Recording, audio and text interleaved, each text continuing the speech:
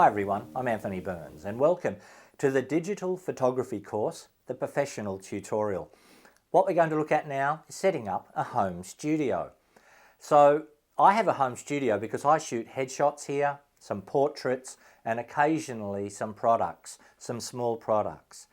If I need a large studio, I'll hire one and there's plenty on offer. And you just look them up on the internet, you find a studio in your local area, and these are huge studios, and you can build flats and screens, you can make little rooms, you can do a whole range of different things. And some of them are associated with prop companies, and so you can really make up whatever you want in these massive studios. And they have big, what they call cycloramas, and it makes people look like they're floating. When you hire a studio, it's painted white, a matte white, and then once you've finished, you've got to pay again to have it repainted white because you will dirty the floor, and that's a part of the cost. But for most things, I can do them here, and I save the expense of having to hire a studio. So I shoot portraits and products. With the studio, you need a space that is high enough and deep enough to actually get the job done. High enough that you can put the lights up nice and high, that'll give a nice downward light to give a shadow under the chin. You also need it deep enough, so at least 3 meters or 12 foot back, so you can stand far enough away from your client to take their headshot or portrait. With the light, I use battery powered lights. This one's using batteries, and I can move this, pick it up and just move it around. It's using a soft box at the moment. I have beauty dishes as well. I can put a grid on this to make it more focused. You can even put a snoot on there to really make it focused if you need, but nearly always it's a soft box. A soft box is complementary to most people. It gives a splash of light that is just so gentle, it looks great. So besides the battery powered flashes, I've also got studio mono blocks that have beauty dishes on them, or I can put on the softbox there as well, of different sizes. Some are huge, right? So it depends on what you're going to do. And in time, you'll accumulate these things. When it comes to the backdrops, I've got chroma key, I've got beige, and then on poles here that I can bring down black, and I can bring down white. So I can bring these down. I can make a cyclorama effect out of these if I bring it down to the floor and lay it out.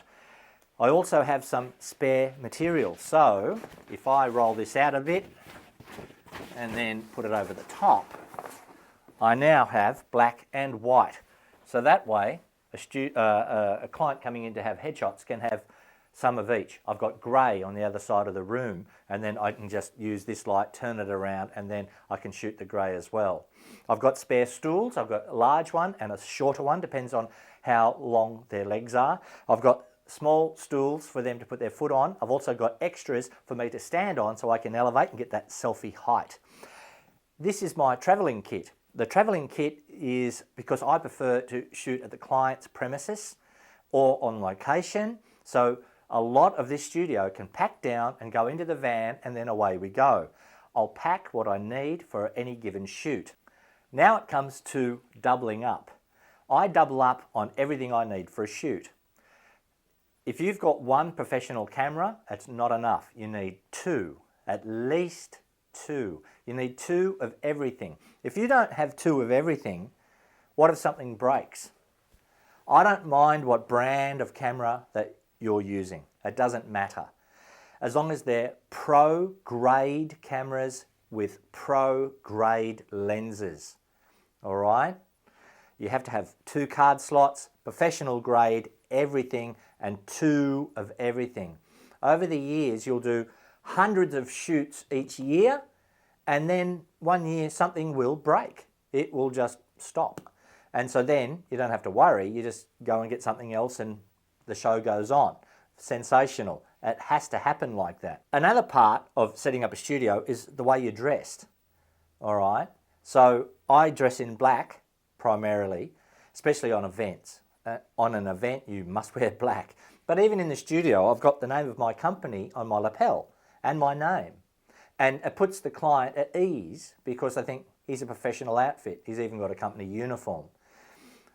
I shoot as a freelancer, even though I've got my own company and I do get other photographers to shoot for me, I also shoot for them and I also shoot for magazines. So as I'm representing somebody else, I make sure that I'm neat and tidy in my appearance. I remember I was shooting for a newspaper in the 1990s and I had to go to an international client's product launch.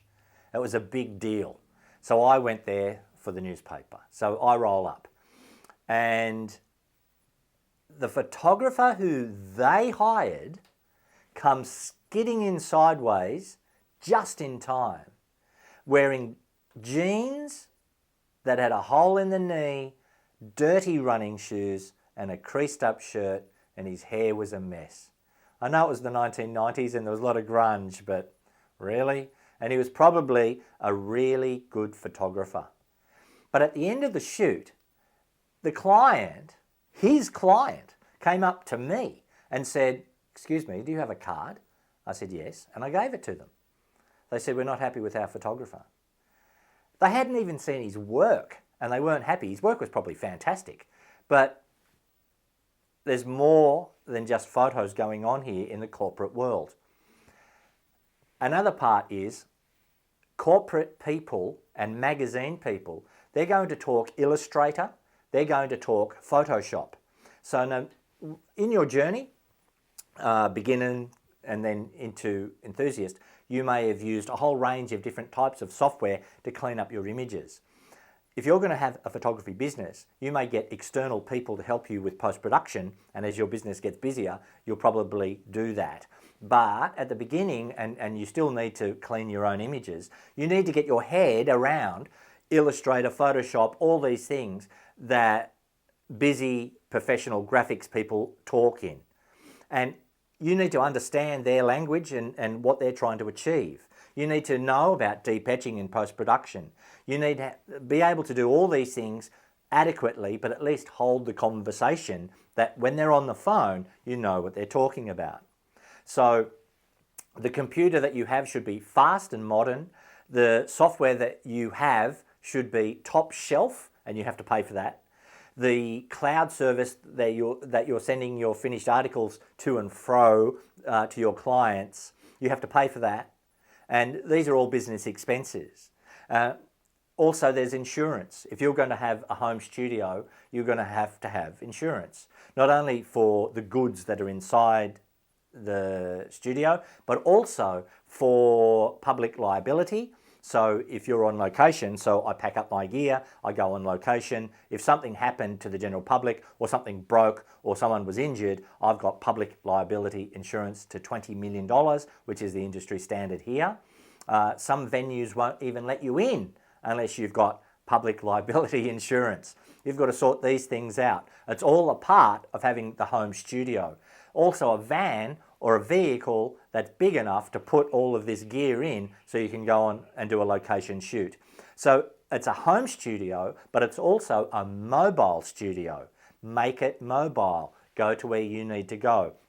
And that's why you do need battery flashes as well as the monoblocks that you plug into the wall. So that's the home studio. It's a lot of fun. I really enjoy taking photos of people in the home studio. It's very convenient for me because the clients come to me. That's sensational. So I prefer to go to the client and then you can shoot on location with them. Let's say there's a company that's got a lot of employees and you go there and you shoot most, but someone was sick, someone was away. I say, well, just send them over to the studio, I'll take their photo. And so they drop in. It's still going to be the same quality because I'm using the same equipment, my mobile studio, and then they come here, I set up the same gear, same shots, same result. The client's really, really happy and everyone's a winner.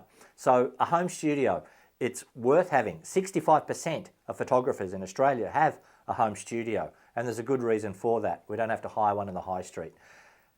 All the best if you're going to set one up. It's worth it, and we're going to now, in the next video, we're going to take some photos of a mock client in the studio. Her name's Lucy. We'll get her in. Also, if you need help setting up a home studio, you can contact me. I do charge for my services. You'll see the link on Learn Photography on my website, and all the very best. See you at the next video.